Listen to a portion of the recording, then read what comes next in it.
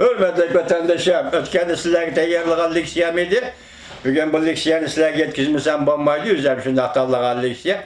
Bugün çistağı işkemen 19 11. ayın 26. gün haftığı Perşembe. Bu leksiya mındak leksiya idi. Devlet İşlakatı Mike Pompeo, Cumhur Kompartiyası'ya birleşip takabül duruş doğrusunda NATO'ya müracaat kıldı. Mavzuda haber 11. ayın 21. günü büyük İran orbitide ilan kılındı. Haber mındak başlandı. Amerika Koşmuş Ştatlarının Devlet İşlakatı Mike Pompeo, Brüssel'de Şimalı Atlantik Okyan Ahdi Teşkilatı NATO'nun baş ştabında ötküzülgen ministerler yığını ki haftanın 3. günü yani 11. ayının 20. günü akbarat ilan kılış yığını yani bir katem. NATO'ga a'zo devletlerinin ittifaqlaşıp uzun müddetli güçlerini tehditke qarshi turishga chaqiriq qildi. Devlet İşlakatı Mike Pompeo mındak ko'rsatdi. Shimoliy Atlantik Ahdi Okean Tashkiloti Cumhur Kompartiyasining navbatdagi ve uzun müddetli tehdidiga taqobil turishi lozim. Allah vatandaşım bu gapni Xudo. Bunun da 70 yıl burun Şimali Atlantik Okyan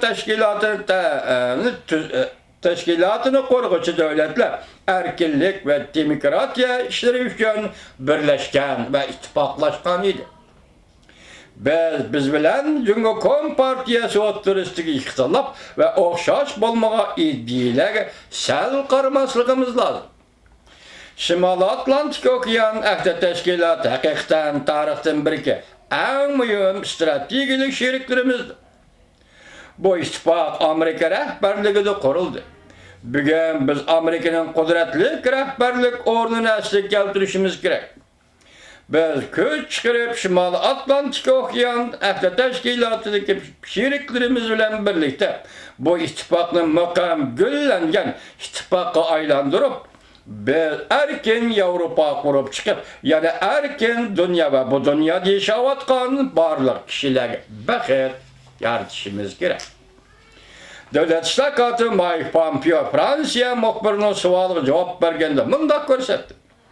Dünya vaziyetinin özgürüşüge erişip geçerenler Şimali Atlantik Ahdi Okyan Teşkilatı'nın vazifelerinde hem özgürüş buluvatıda. Dikkat vatandaş.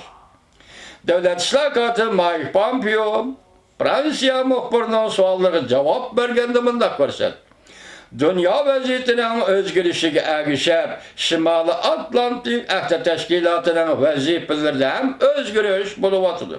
Mesela NATO kurulgan çağda terörizmle karşı duruş herkes NATO'nun vazife mezmuni bolgan emas. Bugün Cumhur Kompartiyasının tehdidiga duch keldi. Ötkende terörizmle bir qatorda qo'ydi o Cumhur hükümetlerini. Endi mana meyada bu gap yana baş şekilde çıkıvatıdı. Bugün Cumhur Kompartiyasının tehdidiga duch keldi.